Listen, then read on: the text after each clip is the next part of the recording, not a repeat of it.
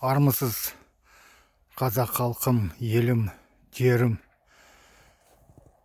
Бір қазақтың сөздері бар.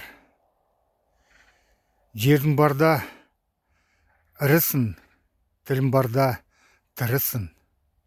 Жерден тілден айырылсаң, өлген ұлтың бірісің. Бүгін енді 5 қаңтар. Мен осы өте бақытты адаммын. Өзім санайымда солай. Неге десеңіз, желтоқсанда да болдым. Қапшағайдан бірақ шықтым. Қаңтарда да болдым, өздерің білесіңдер.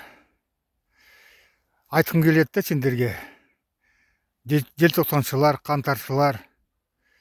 Осы Алмабаққа көктемде келіңдер. Бір көшет алып келіңдер.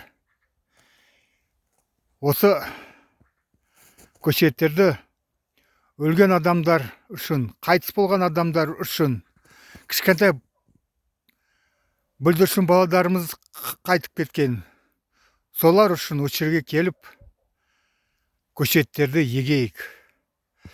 Аман сау болайық, қазақ халқым.